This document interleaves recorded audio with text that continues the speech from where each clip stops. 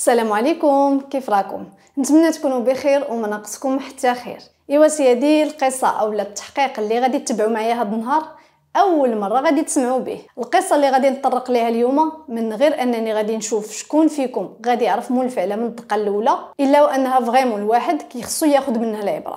ما غاديش نقدر نقول لكم شنو هي العبره، لحقاش الا مشيت نطقت بكلمه واحده غادي نلقاكم عرفتوا مول الفعل قبل حتى ما نبدا الحلقه. يا اختي عليكم، راني عارفاكم في هذه القناه ما كاين غير المحققين ديال بصح. الله يخليكم ليا وخلاص.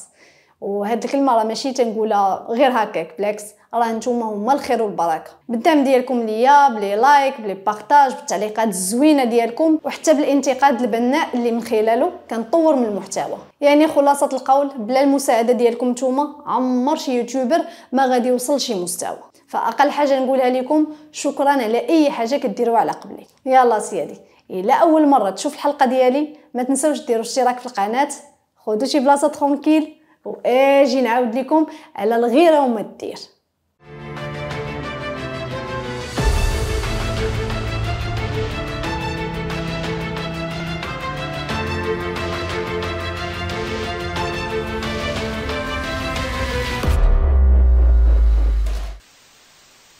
القصه ديال هذا النهار غادي تدينا للبنان، وبالضبط لواحد المنطقه سميتها انتيلياس. نهار 17 يوليوز من عام 2014 واحد الدري سميتو راميز، العمر ديالو تقريبا 19 سنه، والخدمه ديالو انه كيدور في الزنقه، واي حاجه ديال الكرتون ولا ديال البلاستيك ولا الزاج، يعني اي حاجه قابله لاعاده التصنيع كيجمعها في الكروسه ديالو وكيديها يبيعها. المهم راميز وهو غادي كيقلب حتى وصل لواحد المنطقه خاويه شويه، فيها شي 3 ديال المعامل، وهاد المعامل كاملين هذيك اكثر من 20 عام وهما مسدودين. فراميز قال مع راسو منين وصلت لهنا اجي ندخل نشوف الا لقيت ليا شي حاجه. فعلا دخل كيقلب، هذه صالحه هذه ما صالحاش. فراميز هو غادي كيجمع، ما تجي عيني غير على واحد الهيكل عظمي كله كحل. الدري غير شاف هذا المنظر لاح كاع داكشي اللي في يديه وهو يخرج كيجري. واحد شويه وعاب راسو وقال من الاحسن اتصل بالبوليس. فعلا اتصل بالبوليس، عاود ليهم شنو كاين، ومن بعد 10 دقائق جا البوليس وجات معاه حتى الشرطه العلميه. منين وصلوا لقاو فعلا جثه ديال بنادم محروق، وماشي محروق بشكل عادي، لا، من النظره الاوليه على الجثه كيبان لك القفص الصدري ديالها، العظم ديال الوجه ديال اليدين، يعني حتى باش المحققين ياخذوا البصمات ديال الجثه باش يقدروا يتعرفوا على الهويه ديالها ما يمكنش. طوقوا مكان الحادثه وبداو كيقلبوا في هذا الكراج على اي حاجه اللي تقدر تفيدهم في التحقيق. وراكم عارفين كيف حال هاد البلايص اللي كيكونوا مهجورين كيكون فيهم الزبل حاشاكم لا فيراي، يعني صعيب على الشرطه انها تفرق ما بين واش هذه استعملات وقت الجريمه ولا لا. يعني ما قدروا يتوصلوا لحتى حاجه من غير واحد القرعه ديال ليسونس فقط هي اللي قدروا يرشحوها بالله هي اللي غادي تكون استعملات وقت الحادثه. علاش؟ حيت القرعه كتبان مازال جديده وبلا ماشي بعيد باش تستعملات. المهم خداو ديك القرعه صيفطوها للمختبر الجنائي باش يتم التاكد منها واش كتحتوي على نفس الماده اللي تحرقات بها الجثه ولا لا، وبالتالي ياخذوا البصمات اللي ليها. اما الجثه فهزوها وصيفطوها لمصلحه الطب الشرعي باش يتم الفحص ديالها. من بعد فحص دقيق للضحيه من طرف الاطباء الشرعيين غادي يخرج تقرير كيقول اولا الجثه اللي تمت المعاينه ديالها هي ديال بنت ماشي ولد، وهادشي عرفوه من خلال الحوض ديال الضحيه. اما من خلال نمو الاسنان توصلوا لان هاد البنت عندها 40 سنه، وحتى في الفم ديالها غادي يكتشفوا بلا البنت زرعه واحد الضرسه فيكس، حيدوها عليها هي والفيس ديالها وحطوها على جنب. ثانيا لاحظوا ان الجثه من التحت كاينين شي مناطق اللي بقاو صاينين ما وصلاتهمش العافيه، يعني اللي حرقها كب على البنت ليسونس من الفوق وشعل فيها العافيه. فالجثه فاش كانت شاعله فيها العافيه طفات قبل ما تحرق البلاصه اللي كانت متكي عليها البنت واللي هي الظهر. فالاطباء منين زادوا قلبوا اكثر في البلاصه اللي ما قاستهاش العافيه لقاو بلا العروقه ديال هاد البلاصه مضيقين. فهذا دليل على ان البنت تعرضت لشي صدمه كهربائيه قبل ما توفى. المجرى التنفسي ديال الضحيه غادي يلقاوه كامل عامر بالكربون، يعني هاد البنت كانت تحرق وهي عايشه. وعلى حسب التموضع اللي لقاو فيه الجثه فهي كانت كتحرق وهي فاقده الوعي. ومن خلال الفحص ديال الدود الصغير اللي كيكون في الجسم ديال الميت قدروا يحددوا على ان ساعه الوفاه كانت قبل ب 48 ساعه قبل ما يلقاو الجثه. اما بالنسبه لمختبر الادله الجنائيه قال بان ديك القرعه اللي لقاوها في مكان الحادثه ما لقاو عليها حتى شي بصمه. حاجه وحده اللي تاكدوا منها ان هاد ليسونس اللي كان في هاد القرعه هو الماده اللي تحرقات بها البنت. يعني خلاصه القول، الشخص اللي دار في البنت هاد الحاله اول حاجه ضربها بشي حاجه ديال الضوء حتى فقدت الوعي ديالها، عاد كب عليها ليسونس وشعل فيها العافيه. القضيه ديال هاد البنت دخلات فيها حتى مصلحه الطب النفسي الجنائي باش يقدروا يحللوا الوضع النفسي ديال المجرم كيف داير. داكشي علاش استعنوا بواحد الطبيبه نفسيه سميتها نيرفا. منين طلعت على ملف القضيه قالت بلا الوقت اللي شي واحد كيكون في يديه انه ينهي حياه الشخص اللي قدامه ويمشي في حاله لكن ما كيكفيهش هذا الشيء وكيضطر على انه يتفنن في القتل ديالو، كيف حال انه يكب فوق ليسونس ويشعل فيه العافيه، فهاد الشخص اولا الجاني كيكره الضحيه لواحد الدرجه كبيره لدرجه انه ما كرهش يمحي ليها الاثار بالمره. وعاد اللي كيقوم بهذا النوع من الجرائم كيكون من اقرب المقربين لهذا الشخص. اي جريمه في العالم المعطيات الاوليه اللي كتركز عليهم الشرطه قبل ما تبدا التحقيق ديالها هي الهويه ديال الجثه، طريقه الوفاه وامتى دارت الجريمه. فالشرطه في هذه القضيه عندهم طريقه الوفاه ووقت الوفاه. فشنو بقى لهم هنا؟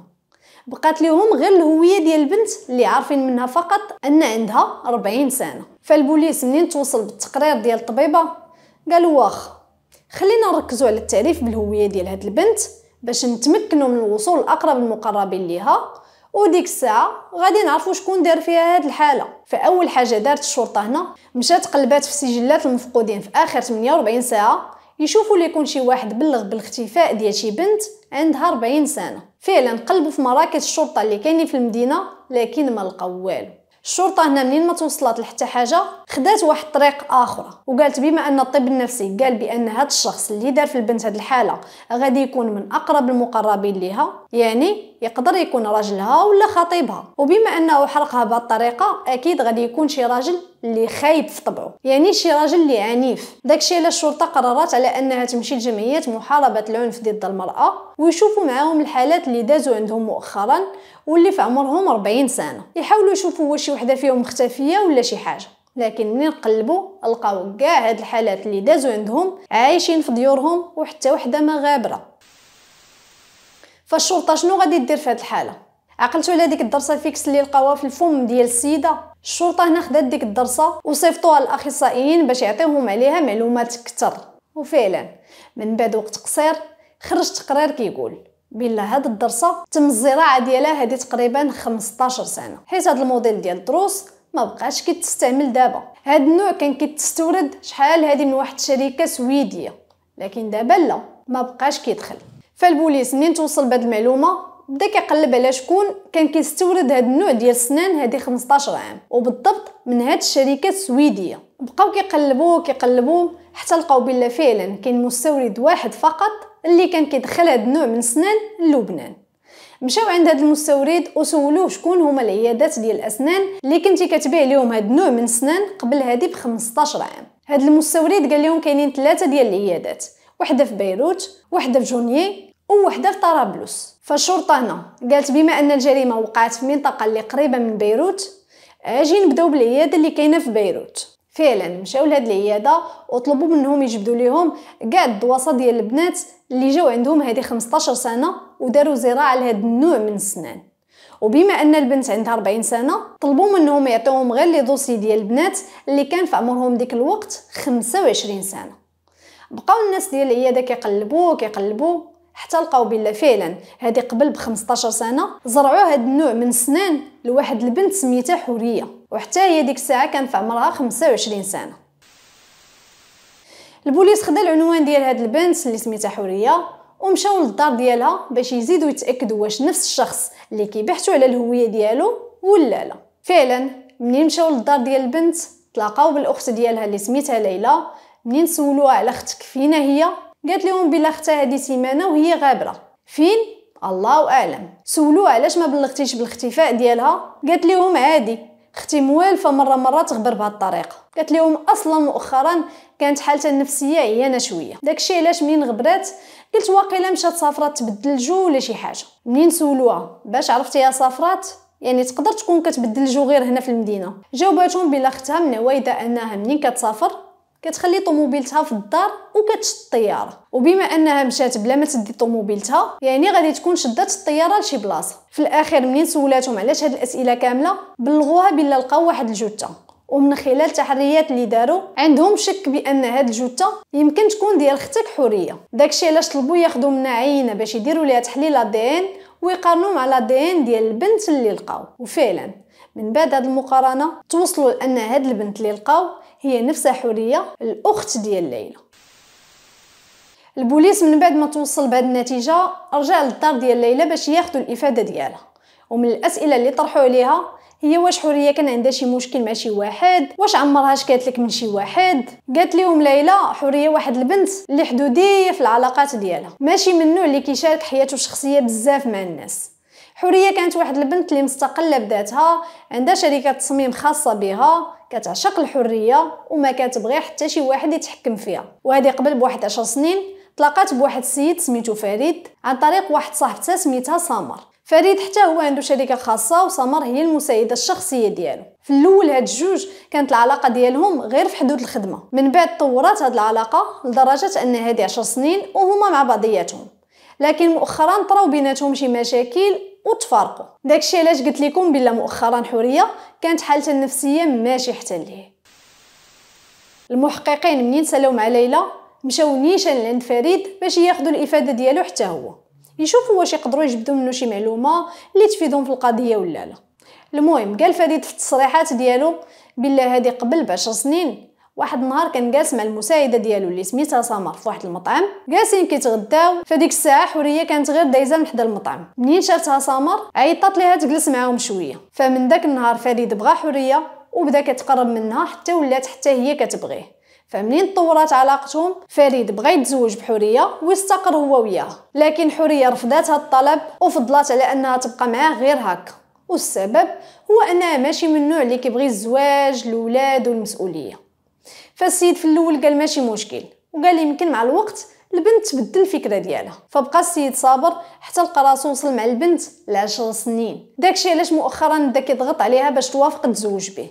السبب اللي غادي يخليهم يدخلوا في مشاكل وصداع. داكشي علاش فريد في نهايه المطاف قرر على انه يتفارق مع حوريه وكل واحد يشوف حياته في جهه. فحوريه ملي سمعت بالقرار ديالو ما بكات عليه، ما طلباتو يبقى معاها، ما والو، بالعكس البنت وافقت تفارق معاه في البلاصه على اساس ما عندها حتى شي مشكل. كيف مشى كيف بقى. منين سولوه المحققين بشحال هادي وانتم مفارقين قال لهم تقريبا هادي واحد 3 شهور. من تما ما بقى شافها ولا هضر معاها. المحققين من سالاو مع فريد مشاو للدار ديال سمر صاحبه حوريه ياخذوا الافاده ديالها حتى هي وتقول لهم امتى اخر نهار شفت فيه حوريه.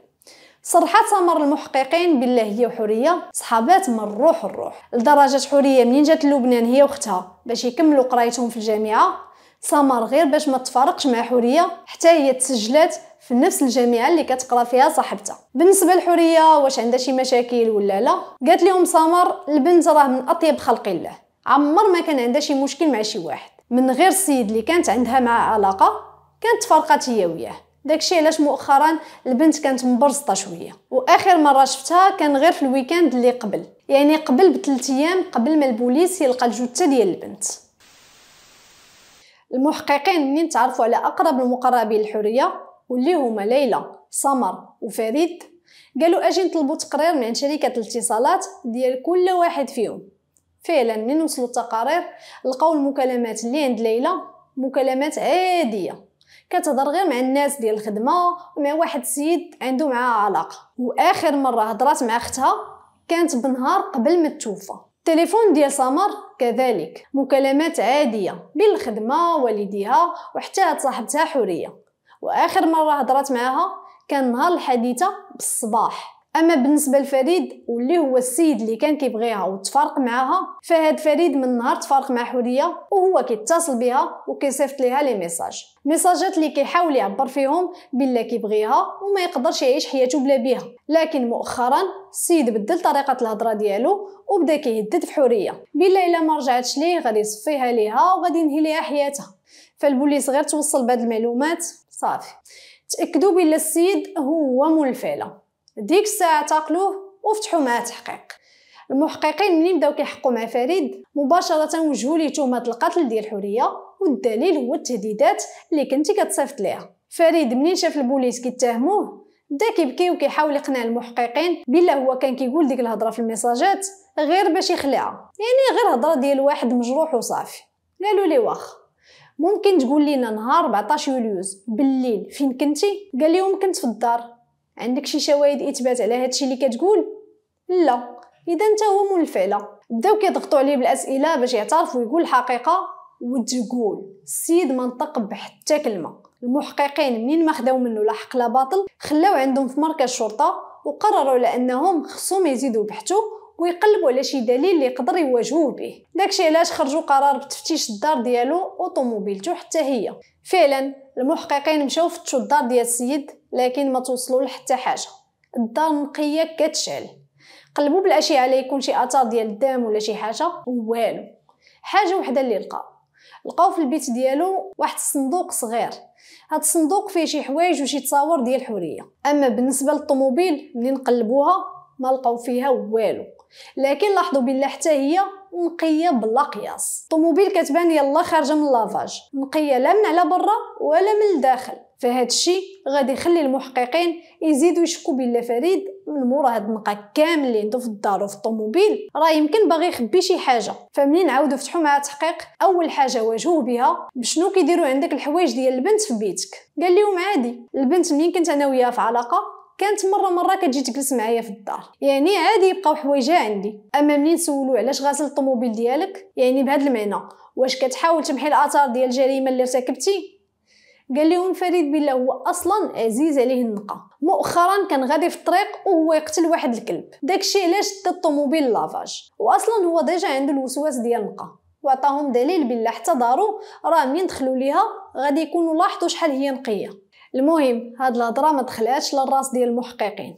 داكشي علاش هاد المره غادي يبداو يحقوا مع السيد من الصباح حتى الليل، حتى يعيا ويعترف غير راسو. لكن في نفس الوقت عناصر اخرى من الشرطه مشاو كيقلبوا على شي دليل اخر، شي دليل اللي يكون دليل ملموس يقدروا يواجهوا به السيد، باش حتى الا ما بغاش يعترف يحولوا القضيه نيشان للمحكمه.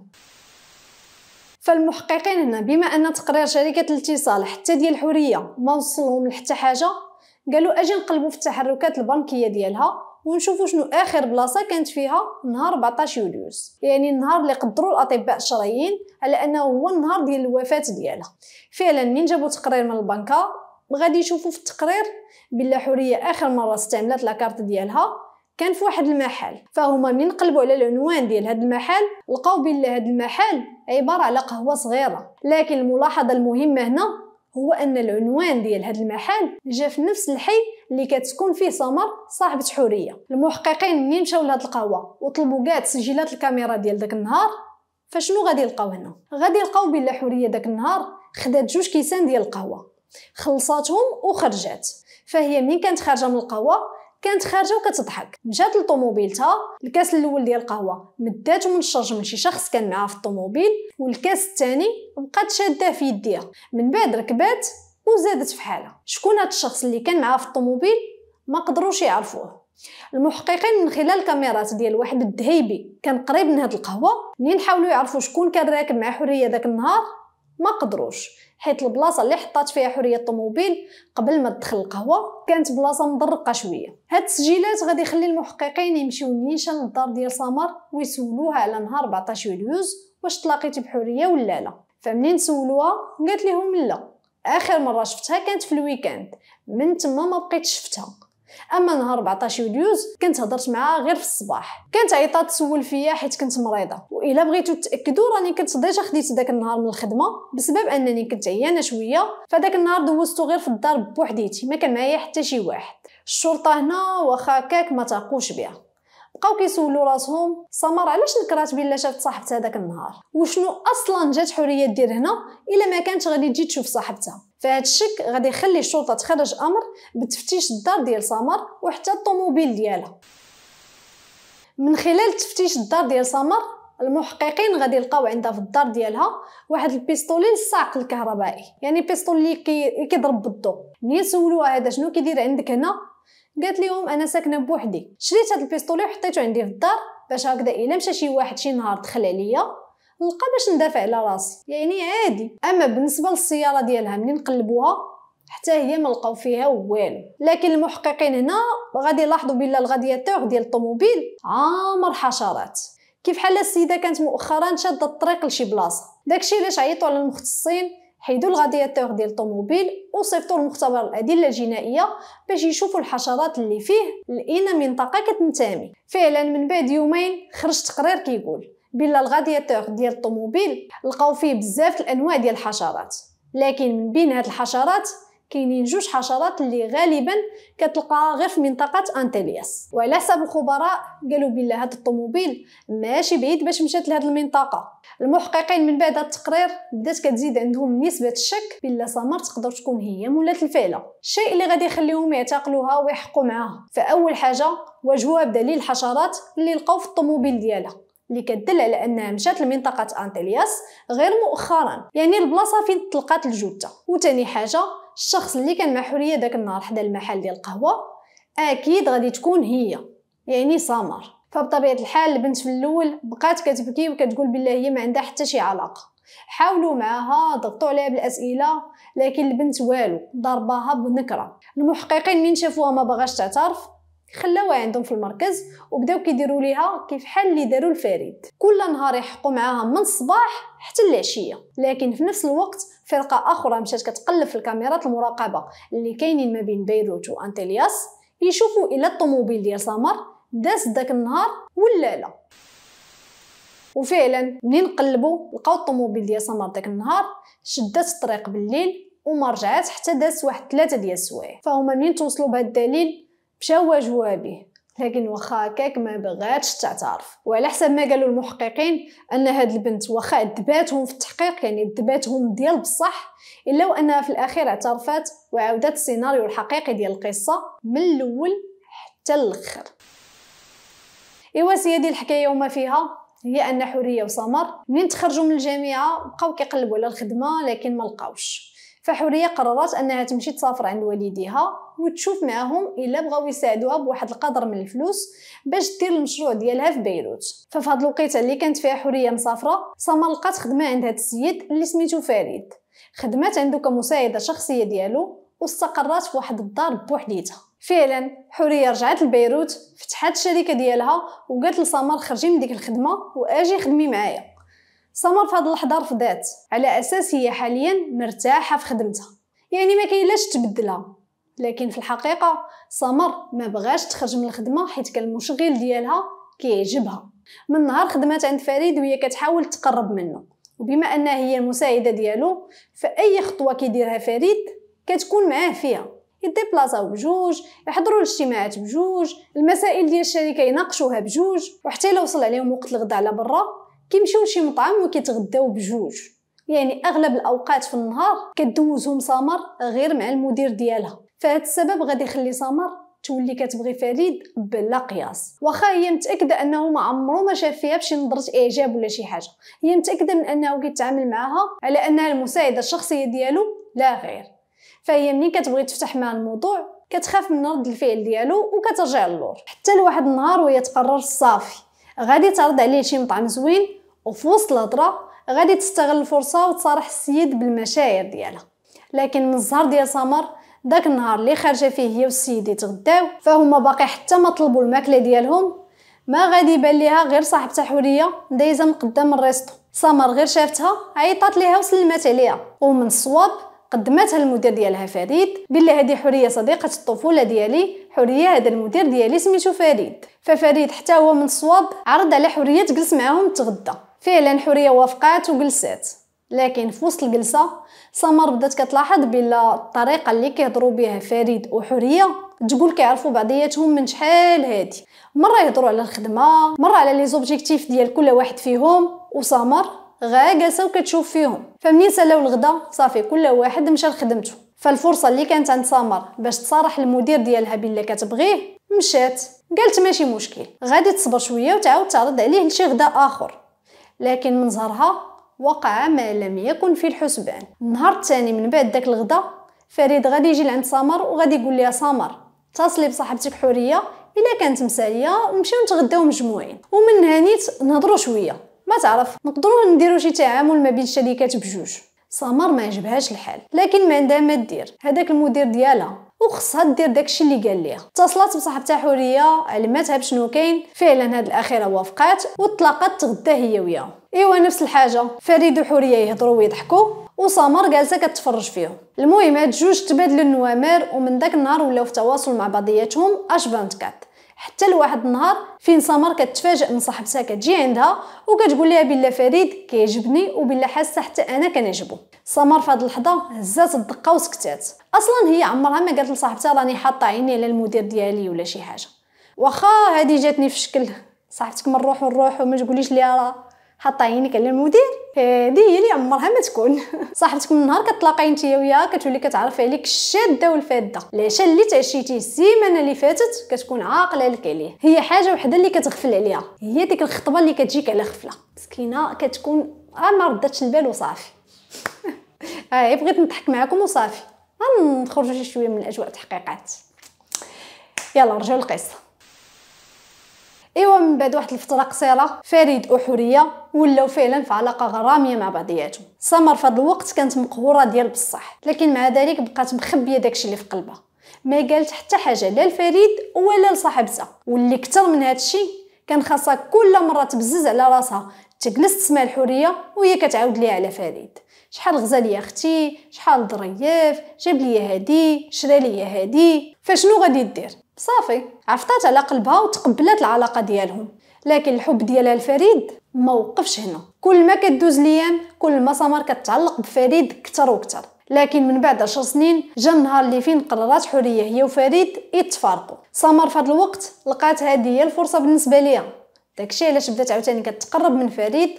هو اصلا دابا يلا مفارق مع حوريه، يعني غادي تكون حالته النفسيه ماشي حتى ليه، غادي يحتاج شي واحد اللي يبكي ويشكي عليه. فسمر استغلت هذا الظرف باش تكون هي داك الواحد وبدات كتقرب من فريد شويه بشويه. فعلا هاد الاخير حسب سمر هي داك الطبيب النفسي ديالو. ولاو يخرجوا مع بعضياتهم، يسهروا مع بعضياتهم، تسمع ليه، تحاول تطبطب عليه. وفي الوقت اللي فريد صافي حسب العلاقه ديالو بحوريه ما بقاش منها، بدات العلاقه بينه وبين سمر كتطور. سمر منين حسات بلا فريد بدا شيئا ما كيتقرب منها ولات كتخلق اعذار، كيف حال ملي كيكونوا سهرانين في شي بلاصه كتحجج بلا راه مشى عليها الحال باش تمشي حتى لدارها وكتمشي تبات معاه في الدار ديالو هو.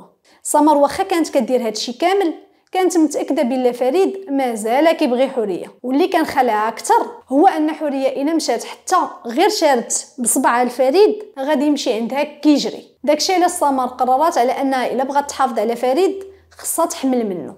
وفعلا من بعد شهر حملات، لكن ما قالتهاش ليه حيت كانت خايفه منه لا يقول لها سيري نزل ليه. داكشي علاش قالت مع راسها نتسنى ليا واحد 3 شهور ولا 4 شهور حتى يترصى البيبي مزيان عاد نقولها ليه. ديك الساعه هو غادي يتحط قدام الامر الواقع، غادي يتزوج بيا وغادي ينسى عليه حوريه.